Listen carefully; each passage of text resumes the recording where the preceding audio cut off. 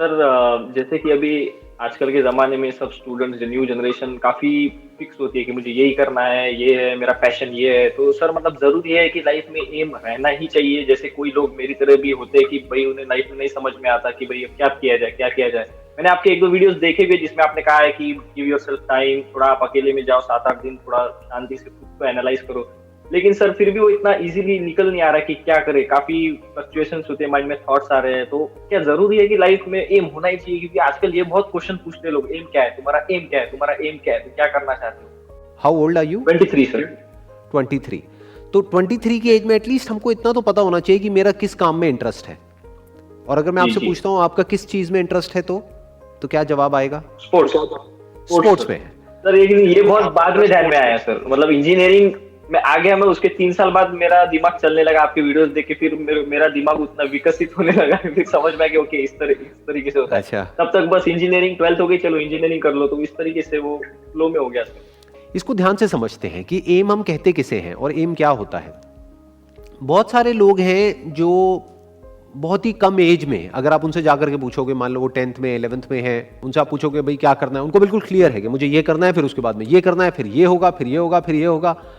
तो वो जो एम उनको लग रहा है कि उन्होंने बनाया है, इन majority of the cases 99.99% cases में वो एम खुद नहीं बनाते हैं, वो सोसाइटी उनके लिए बना देती है, पहले से ही पाथ बना देती है। हर एक की फैमिली में कोई ना कोई आइडल होता है, यानी उस फैमिली बैकग्राउंड के हिसाब से जिसको भी रिस्पेक्ट सबसे ज्यादा मिलती है उस फैमिली सर्कल में, तो सबके ऊपर वही प्रेशर होता है कि उनके जैसा बनो। जी जी जी। किसी की फैमिली में कोई सीए होते हैं, किसी की फैमिली में कोई इंजीनियर भैया होते हैं, या फिर कोई ऐसी फैमिली होती है जहां पे सबने प्राइवेट जॉब करी है और वहां की प्रॉब्लम्स देखी हैं, तो उनके माइंड में गवर्नमेंट जॉब बैठी होती है। तो डिपेंडिंग अपॉन कि उनका क्या बैकग्राउंड है, उसके हिसाब से वो एम, वो गोल उनके लिए सेट कर दिया जाता है। तो अब आपका क्वेश्चन ये है कि क्या ये एम होना चाहिए? तो एक्चुअल में देखा जाए तो उन्होंने तो कोई एम सेट किया ही नहीं है। देखने में लग रहा है ऊपर ऊपर से कि उनकी लाइफ में कोई एम है, बट वो एम मीनिंगलेस है, क्योंकि उस एम की तरफ कभी उन्होंने ध्यान से सोचा ही नहीं कि क्या मेरा इस काम में इंटरेस्ट भी है या नहीं है। बस पीछे से वो एम उनका बन गया है, बचपन में ही ऐसी कंडीशनिंग हो गई है। जैसे किसी रोबोट को बता दिया है कि भाई रोबोट तेरे को ये काम करना है, this is the task that you need to do, इसमें कोई सवाल नहीं पूछना है, बस तेरे को ये करना है। तो उसको एम नहीं कहेंगे। एम मतलब क्या कि जो आपको क्लियर हो पहले तो कि आपको क्या करना है। जैसे आपने बताया कि मैंने इंजीनियरिंग करी, लेकिन अब मेरे को क्लियर है कि मेरे को स्पोर्ट्स में ही आगे बढ़ना है। स्पोर्ट्स में भी क्या? Is it football, cricket? What do you mean by sports? Sir मुझे actually I want to work as an administrator, क्योंकि मैंने एडमिनिस्ट्रेशन का कोर्स किया है। तो जरूरी नहीं कि क्रिकेट फुटबॉल जैसे इवेंट्स हो रहे हैं, वर्ल्ड कप, तो वर्ल्ड कप में या फिर ओलंपिक्स में या फिर वुमेन्स वर्ल्ड कप अभी इंडिया में होने वाला था, लेकिन वो पोस्टपोन हो गया। तो वो सब चीजें अभी कोरोना वायरस की वजह से एक्सटेंड हो रही है। राइट। तो ऐसे ऐसे फील्ड में काम करना है और ये एक्सपीरियंस लेना है। हाँ, तो अब आप ऐसा क्यों कह रहे हो कि आपके पास में कोई एम नहीं है? आपके पास में तो एम है और वो एम बिल्कुल क्लियर है। इंपॉर्टेंट ये नहीं है कि आप अभी पैसा कम कमा रहे हो या ज्यादा कमा रहे हो, इंपॉर्टेंट ये है कि आप आने वाले टाइम में क्या करने वाले हो। और वहां पर भी पैसे से ज्यादा जो चीज इंपॉर्टेंट है वो ये है कि जो आप काम करने वाले हो, दिन में 8 घंटे 10 घंटे, हफ्ते में 5 दिन 6 दिन, क्या उसमें आपका कोई इंटरेस्ट है या नहीं है? स्पोर्ट्स एडमिनिस्ट्रेशन में आपका एक्चुअल में इंटरेस्ट है, जिसके लिए आपने इंजीनियरिंग की अपनी पूरी पढ़ाई कंप्लीट करी और उसको भी छोड़ दिया, उस डायरेक्शन में भी कुछ नहीं कर रहे हो, तो that means you are so passionate about it. तो अब आपको फिगर आउट सिर्फ इतना सा करना है, ऐसे लोगों के कांटेक्ट में आना है जो ऑलरेडी वहां पर एक लेवल तक पहुंच चुके हैं, और उनसे मिलना है, उनसे बात करनी है, उनसे समझने की कोशिश करनी है, मे बी इसके बारे में और नॉलेज गैदर करनी है। जी सर। पढ़ना है कि ये जो अलग अलग तरह की लीग्स होती हैं पूरी दुनिया में क्या क्या होती है, तो वहां से आपका दिमाग खुलेगा। हो सकता है अभी इस फील्ड को आप एक लिमिटेड दायरे में देख रहे हो जहां तक आपको पता है। जी सर। हो सकता है आप ये सोच रहे हो कि अच्छा यहाँ पे मैक्सिमम कितने की नौकरी मिल जाएगी, 20 30 50 हजार रुपए की।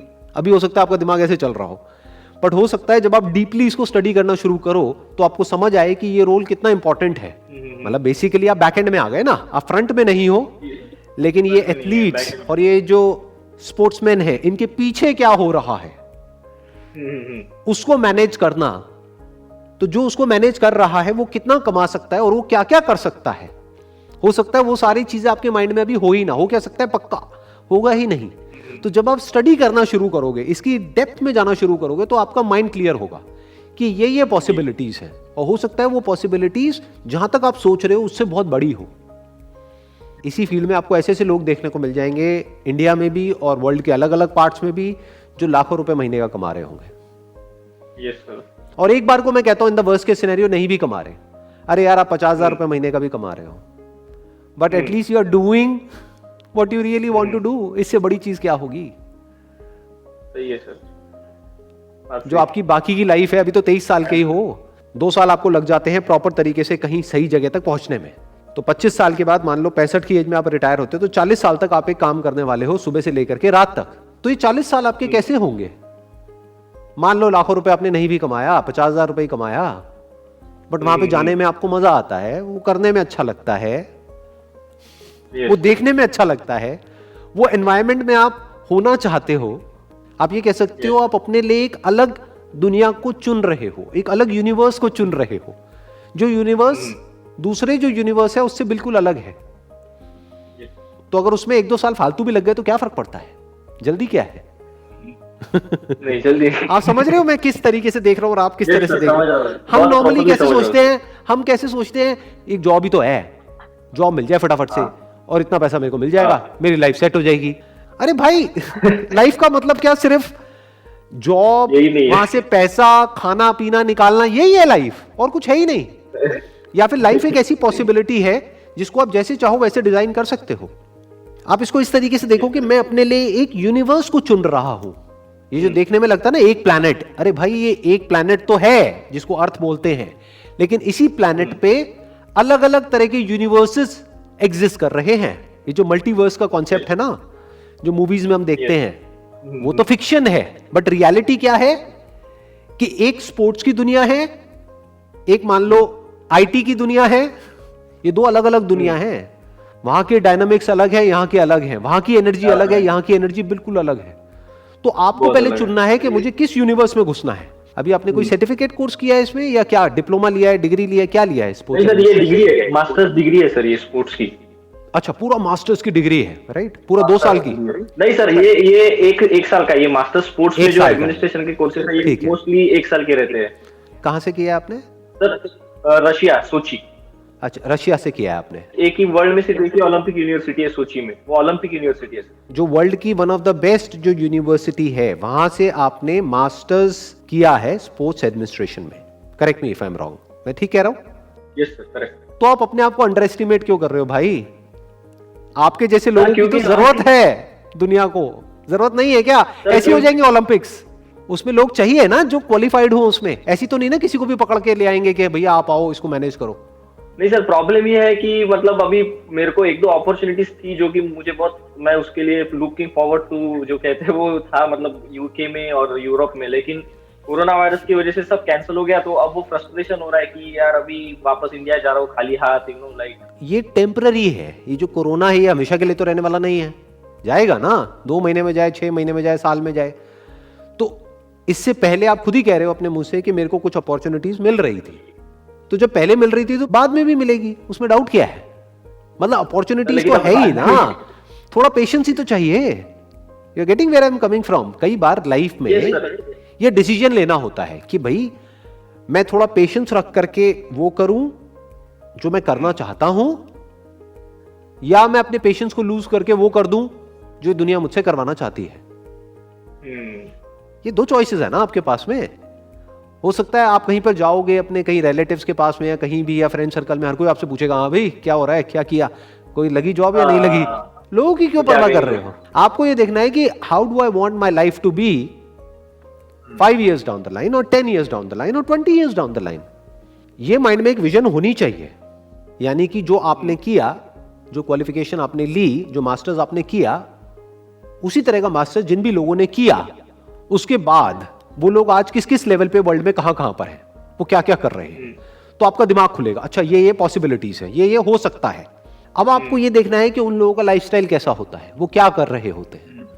हो सकता है पूरे वर्ल्ड में घूम रहे होते हैं, हो सकता है आपका जो इंटरेस्ट है ये यहां से आ रहा हो कि इस बहाने से मैं पूरे वर्ल्ड में घूमता रहूंगा, कि पूरे वर्ल्ड में मेरे को ट्रैवल करने को मिलेगा। आया ना, देखो। हाँ, तो आपको सिर्फ स्पोर्ट्स में इंटरेस्ट नहीं, आपको ट्रैवलिंग में भी इंटरेस्ट है, राइट? तो इस तरह से आपके माइंड में एक एम डेवलप हो रहा है। अब सिर्फ ये फिगर आउट करना है कि वहां तक पहुंचना कैसे, और आप काफी पास पहुंच चुके हो। ये मत सोचो कि आपको उनकी जरूरत है, हमेशा थिंकिंग को ना ऐसे रखो ये सोचो उनको भी आपकी इतनी ही जरूरत है जितनी आपको उनकी है। हमेशा ऐसे सोचना चाहिए। क्या उनका काम आपके बिना चल जाएगा? सोचो वो अरबों खरबों रुपए की स्पॉन्सरशिप्स ले रहे हैं, इतना पैसा उनके पास में आ रहा है, उस पैसे से वो इतना बड़ा इवेंट मैनेज कर रहे हैं, क्या वो अकेले सब कुछ कर लेंगे? नहीं। फिर तो उनको भी आपकी उतनी ही जरूरत है जितनी आपको उनकी। तो इट्स अ विन-विन सिचुएशन। तो आज नहीं तो कल आपको तो काम मिलना ही मिलना है, खाली तो बैठ ही नहीं सकते, क्योंकि आपने वो चीज करी है जो बहुत लोग नहीं करते हैं, या ये कह लो ज्यादातर लोगों को पता ही नहीं होता है। मैंने भी आज पहली बार सुना है कि ऐसा भी कुछ होता है जो आप बता रहे हो। तो इसका मतलब बहुत ही कम लोग हैं दुनिया में जो उसमें क्वालिफाइड हैं जिस फील्ड में आप क्वालिफाइड हो, लेकिन इसकी डिमांड बहुत बड़ी है। चाहे वो एनबीए हो, चाहे वो सॉकर हो, चाहे वो आईपीएल में, हर जगह है इसकी डिमांड। कहां नहीं है? तो सबको आपकी जरूरत है। तो अपने आप को इस तरीके से देखो। आई होप कि आपको आंसर मिला है आपके क्वेश्चन का, जो आपके सर बहुत अच्छे से आंसर मिला है sir. Thank you very much sir, thank you very much. Most welcome.